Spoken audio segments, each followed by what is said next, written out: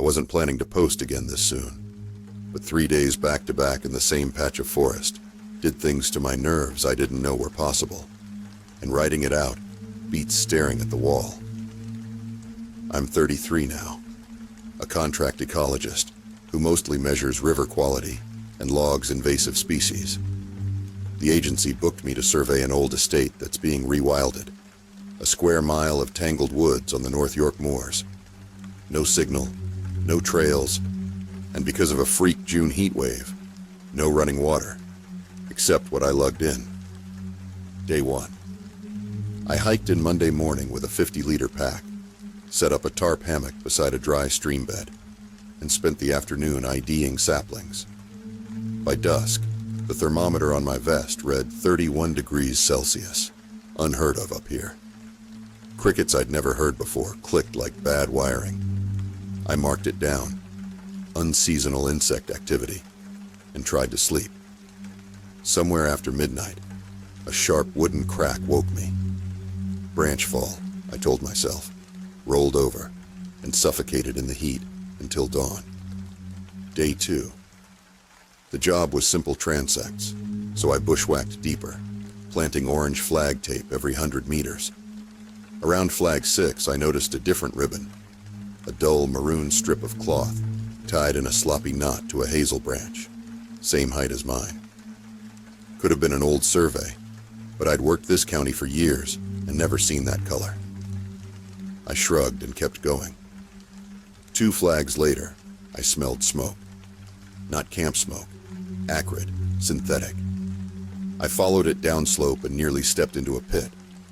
Someone had burned a pile of boots, dozens, charred rubber stacked like flower pots. Every sole was sliced clean off first. I took photos, feeling stupidly like I'd stumbled into evidence, then backed away.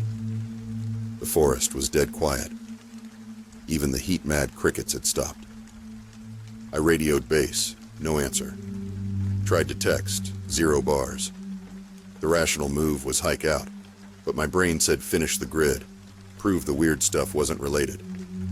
So I worked until sunset, then returned to camp. My tarp sagged. The paracord had been cut in 2 neat snaps. No breeze strong enough to do that. 20 feet away, my water bladder lay empty, punctured. Someone, or something, didn't want me hydrated. I boiled stream water, tasted metal, spat it out, and spent the night rationing the half-liter left in my Nalgene. Sleep? Not really. Every hour a twig popped, but nothing entered my headlamp beam. Day 3.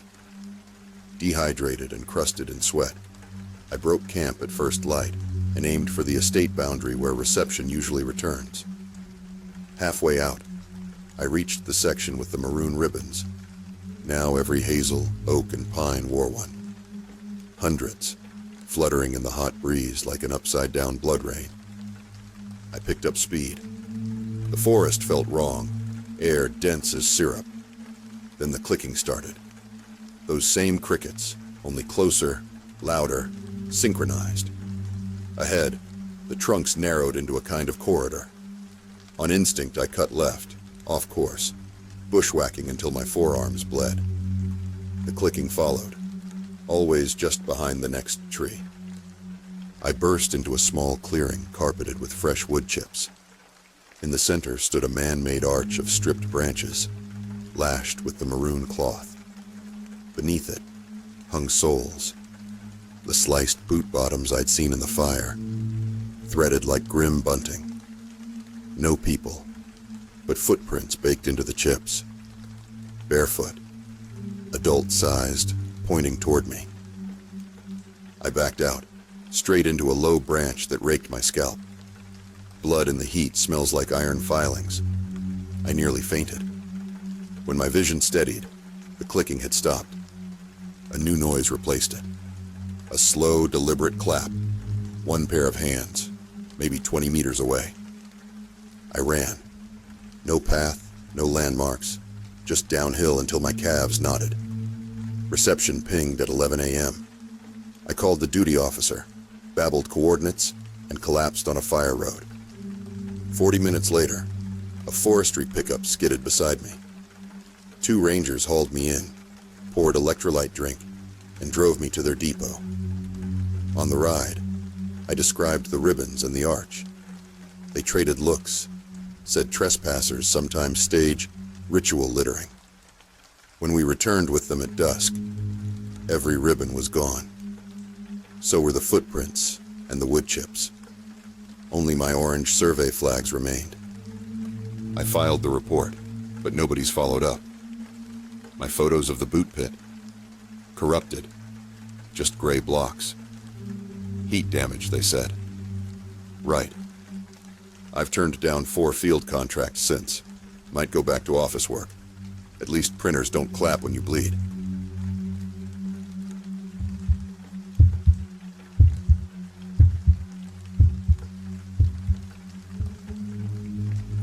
I'm posting this because sleep hasn't been an option since last Thursday, and I'd like to hear someone, anyone, say I didn't imagine what happened.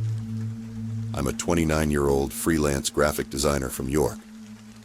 Deadlines were piling up, so I took my laptop to a campsite I used to visit as a scout, figuring the isolation would force me to finish a branding project.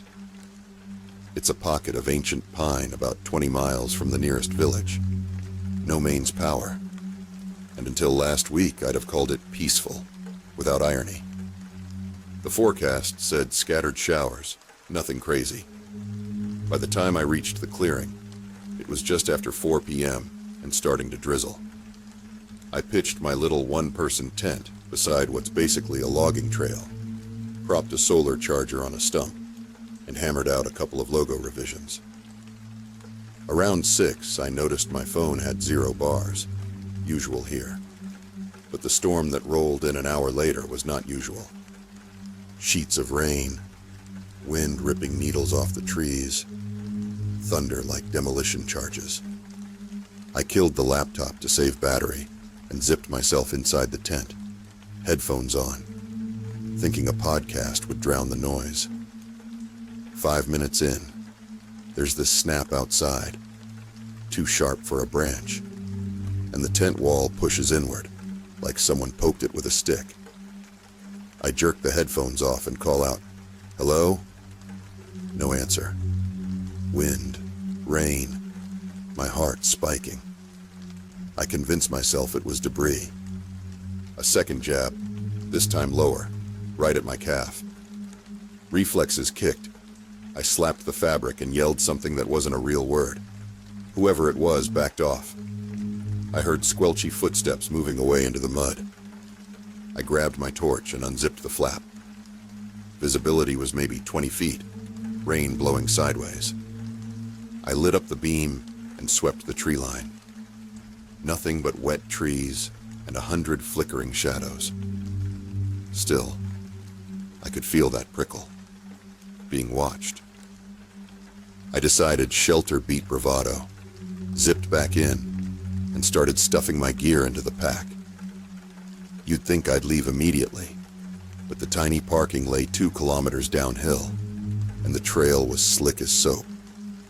Breaking an ankle alone in the dark felt dumber than waiting the storm out.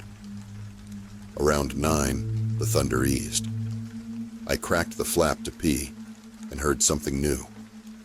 Metal scraping wood, rhythmic, farther up the slope toward the old fire tower. That tower has been condemned for years. Wood rot so bad, it's half missing stairs. I remembered the jab at the tent wall and thought, great. Some idiots decided to explore in a storm. I pulled on my jacket and followed the noise, torch off, using lightning flashes to pick my way. The rain had left a mirror sheen on the path. Each flash lit my reflection like a ghost under my feet. When I reached the tower clearing, I stopped dead. The scraping wasn't the tower at all. It was a hunting knife working at fresh bark on a beech tree. No hand, no person. Just the blade, stuck tip first, swinging in the wind as if whoever started carving let go 5 seconds ago. The carving itself chilled me more than the knife. A rough circle with an X through it and 2 short lines at the bottom. looked annoyingly like a stick figure hanging. Not art, more like a warning. Lightning flashed again, and I saw footprints in the mud, crisp, leading away from the tree deeper into the woods, but only one set. None coming toward it, like the person dropped from the sky. I backed away, torch still off. A branch cracked behind me. I spun, and the torch finally came on. 30 yards downslope, someone stood between two pines. A silhouette, tall enough that the head brushed a low limb. Could have been a rain jacket, could have been antlers. I honestly don't know. The beam hit the figure, and the torch died. Not dimmed, not flickered. Snuffed. Brand new batteries, by the way. I turned and ran. I don't run, normally. I sit designing fonts, but adrenaline adds talent points. I barreled downhill, slipping twice, palms and knees torn. Zero phone signal, soaking wet, and completely sure footsteps matched my pace, just outside peripheral vision. When I reached my campsite, the tent was flattened. Poles snapped, like someone put a boot through the fly sheet. My pack lay open, contents dumped, solar charger smashed. They hadn't taken anything, just ruined it. My keys were still there, so I bolted for the car, maybe half a mile further. The forest road was a mud river, but headlights in the distance gave me hope, until I realized they were pointed into the trees, not on the track. I came up on my own car, nose first in a ditch, passenger door open. I had locked it. I'm obsessive about that. The engine clicked. It was still warm. Someone had started it, driven 10 meters, and abandoned it. Lightning lit the interior.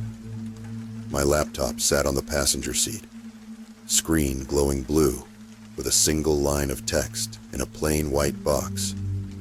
Go back. I didn't. I ran past the car, kept to the road, praying the forestry gate at the bottom would be open. The storm had knocked down a few young pines. Climbing over them felt like hurtling corpses, slippery and limp. Behind me, I heard the engine roar to life. Headlights whipped around, blinding me for half a second before they vanished. The car reversing into the woods. I made it to the gate. It was padlocked. The service hut beside it, though, had a light on. Battery-powered lantern hanging just inside.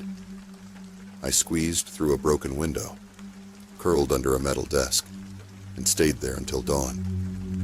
Every so often, the car engine would growl somewhere out in the forest, headlights sweeping, then cut. At one point, I swear it idled right outside the hut, but whoever sat behind the wheel never tried the door. At first light, I forced the window frame wide and limped down the main road until a delivery driver picked me up. When we reached town, the police kindly wrote, "No visible evidence of attempted harm," on a report, and suggested maybe I skidded off the road myself. They didn't check the tree carving. They didn't find my tent. Towing company says they recovered the car undamaged, keys in the ignition, full tank. Laptop is gone. Anyway, that's why I'm here, typing this in a library where I can see the exit. If anyone recognizes that Circle X symbol or has had weird encounters near Hovingham Pines, let me know. Otherwise, I'll be at the travel agent tomorrow, planning a vacation that involves concrete and Wi-Fi.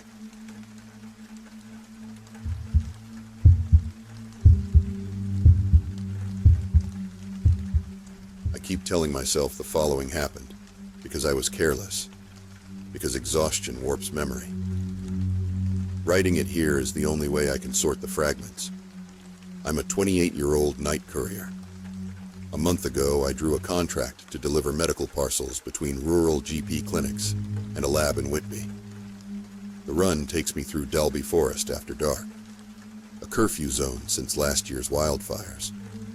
Only vehicles with permits are allowed between 10 p.m. and 5 a.m., which meant empty roads. Perfect, I thought. I rolled past the closed visitor center headlights carving tunnels in the smoke-blacked trunks. 10 minutes in, dashboard pinged. Low coolant. Impossible. The mechanics had serviced the van that morning, but the temp needle climbed anyway. I pulled into a lay-by to let the engine cool. The night was silent. No wind, no animals. Fire had chased most away. I popped the hood. Coolant reservoir bone dry. Hoses sliced like someone took garden shears to them. A spotlight washed over me. A Forestry England Land Rover idled behind, blue roof lights off. A Lone Ranger climbed out. Tall, lean, visor cap. "Curfew," he said. I showed my permit. He barely glanced.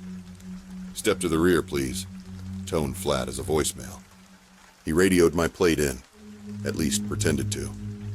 I heard no static, only silence. Then he opened the van's back doors without asking. Inside were sealed bio boxes. Chain of custody labels require signatures. He brushed my clipboard away. I said, "You can't do that."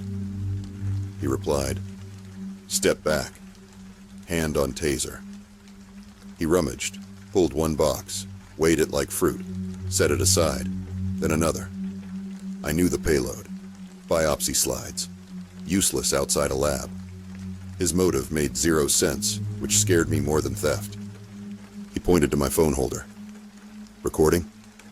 "No," I lied. It was live streaming to the lab server, a safety protocol. He spotted the red LED, ripped the dash cam free, dropped it under his boot, and crushed it. He walked to the Land Rover, opened its rear hatch. Something thunked inside. Heavy. Metal on metal. My survival instinct screamed, "Driver's seat, ignition, go." I sprinted, slammed the door, turned the key. Nothing. Battery cable hung loose, freshly clipped. He started back, slow stride, baton out. I looked for weapons. Ice scraper, torch, nothing useful. Then I remembered the medical cooler. Dry ice. I tore open a box, fog billowing, grabbed a fist-sized block and hurled it through the windshield at him. It hit his forearm. Gasped, white vapor burst. He howled, dropped the baton. I kicked the door open, bolted past him into the charred pines. Moonless night. Visibility 0. My phone flashlight died at once. Battery unplugged earlier. Branches clawed my face. Behind, his boots crunched, deliberate, unhurried. He knew the terrain. I didn't. I tripped over a burned log, tore my ankle, crawled downhill until I smelled water.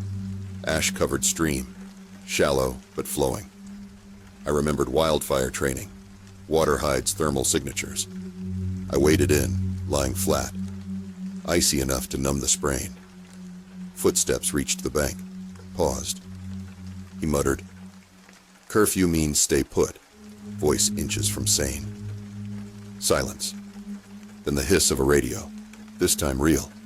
A dispatcher. "Unit B7 status," he replied calm. "Pursuing vandal."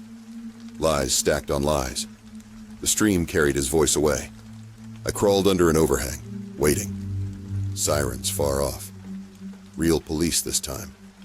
My stream had pinged the lab, who called 999 when the video cut. Blue light flickered through treetops. The ranger's beam swept once, twice, then retreated uphill. I stayed submerged until officers found me hypothermic but breathing. North Yorkshire police say the man was a real ranger, and he's vanished. Their logs show no Unit B7 assigned that night. No Land Rover missing. My body cam shard held one usable frame. His badge number, taped over with black electrical tape. The lab fired me for losing samples. The courier company billed me for the windshield. I haven't driven night routes since. I use trains now, even if they're late and crowded. Curfews are supposed to keep people safe. Funny joke.